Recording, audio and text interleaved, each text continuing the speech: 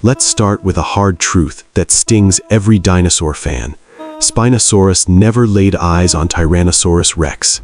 We haven't found evidence of them meeting. It was physically impossible. T-Rex lived in North America at the very end of the Cretaceous. Spinosaurus lived much earlier in North Africa. Between them, millions of years and an entire ocean. So that famous scene in Jurassic Park, where Spinosaurus twists and breaks a T-Rex's neck, that's pure screenwriter imagination. It never appears in the fossil record. This so-called Clash of the Titans, hyped for over 2 decades, is actually a messy misconception. Today, we're setting the record straight, but the way we'll clear it up runs counter to common sense. Because Spinosaurus did share its world with another giant theropod of comparable size, one nicknamed the land great white shark. Its scientific name is Carcharodontosaurus. With one bite, it could slice whole chunks of flesh off its prey. Here's the twist, though. Even the idea that it and Spinosaurus were mortal enemies is itself a misunderstanding that needs a redo. Let's peel it apart layer by layer. To untangle this, we first have to go back to an Africa you wouldn't recognize. The time, roughly 100 to 94 million years ago, the Cenomanian stage of the Cretaceous. The place, North Africa. Now erase from your mind that golden Sahara. Back then there was no Sahara. North Africa was hot, humid, and tropical, with sea levels much higher than today. Coastlines pushed deep inland, creating vast wetlands, forests, and mangrove swamps, carpeted with gymnosperms and ferns.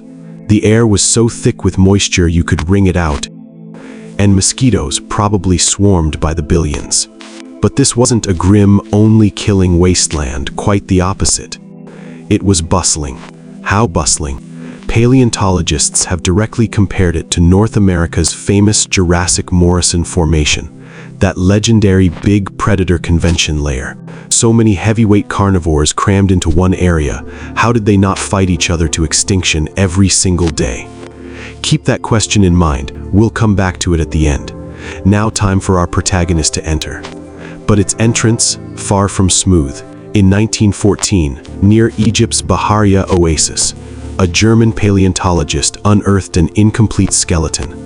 A great find, but regional tensions delayed its shipment to Germany until 1922. Even then, no one rushed. It sat in storage for another 9 years, until Ernst Stromer formally named it in 1931.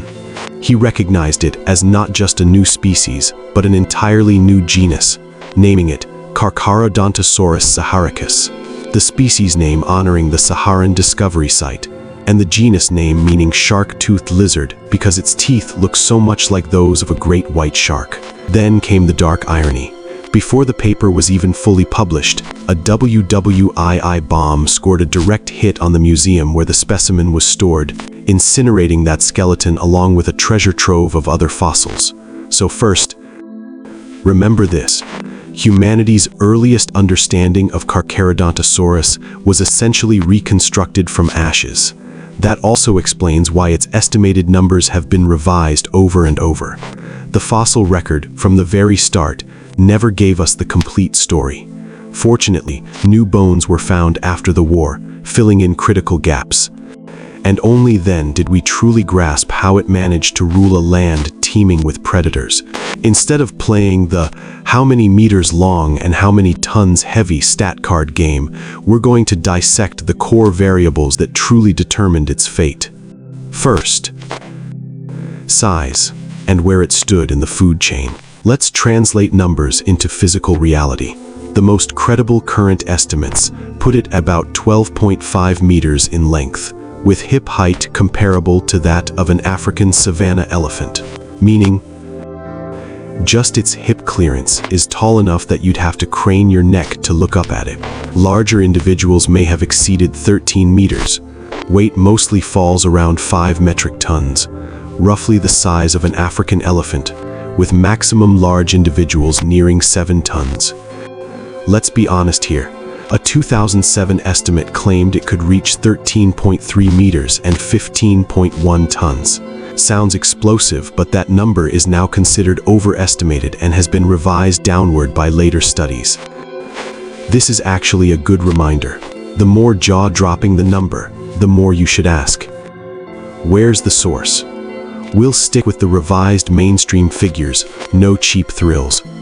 Even after that downsizing, it's still routinely ranked among the top 5 largest theropods ever, i.e., the 5th largest land carnivore in history. In North Africa, it was one of the few predators that dared to tackle giant sauropods, those long-necked plant eaters, and may have specialized in taking down such behemoths. But here's where things get truly wild. Its killer edge wasn't its bulk, it was its mouth.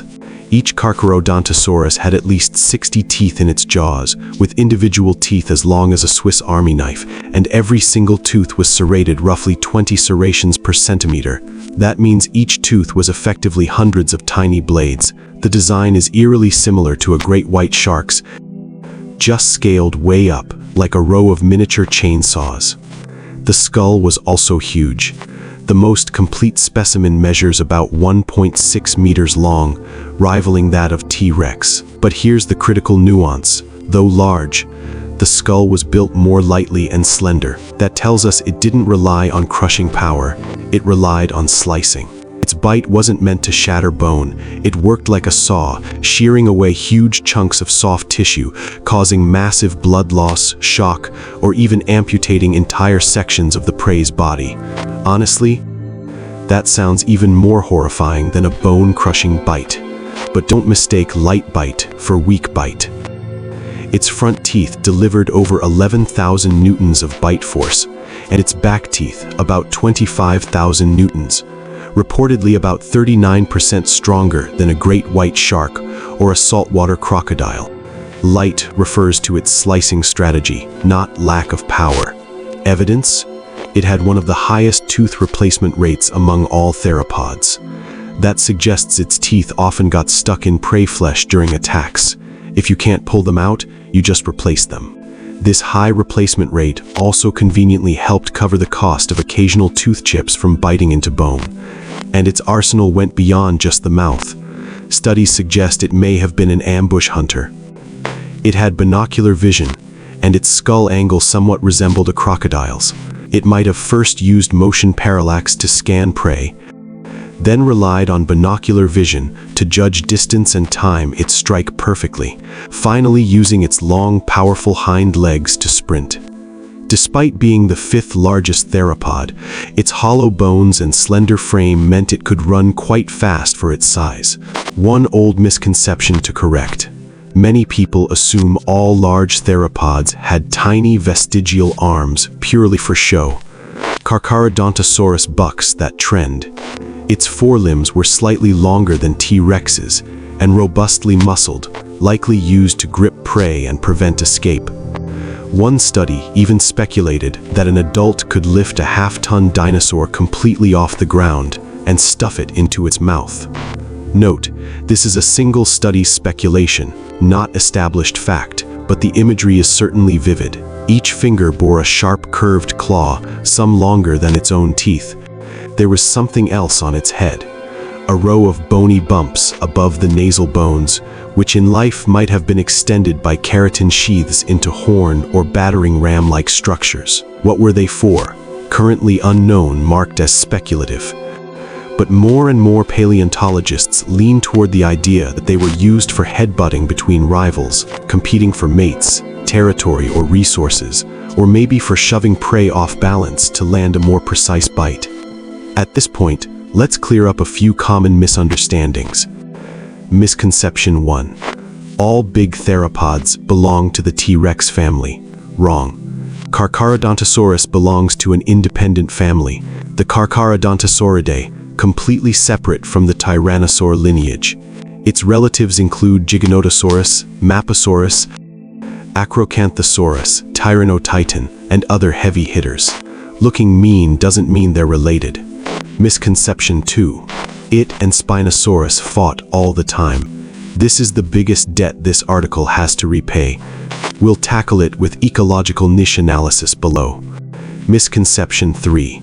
Giant predators packed together inevitably fight to the death. That intuition is common, but ecology doesn't work that way. I will also be honest about a blank spot here, regarding its metabolic type, endotherm or mesotherm, and how much it ate per day. The available sources don't give reliable numbers, and I won't fabricate one. Why are these two parameters particularly hard to pin down? Because metabolism and food intake are tied directly to soft tissues, growth rates, and physiological activity, and fossils mostly preserve only bones.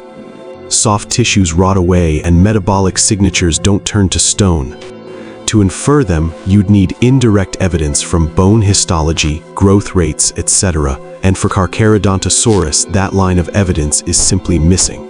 This differs from some cases. For instance, with Megalodon, we have isotope studies, whalebone bite marks, and databases from hundreds of shark species to estimate consumption. But those are Megalodon's evidence. You can't just apply them to Carcharodontosaurus. Here, if there isn't any, there isn't any. Okay, time to pay that debt. The real point was never who would win. It's that these two weren't even designed to fight each other every day. The keyword is niche partitioning. Spinosaurus stuck to the water's edge, focusing on aquatic prey. Carcharodontosaurus stayed inland, targeting giant terrestrial animals.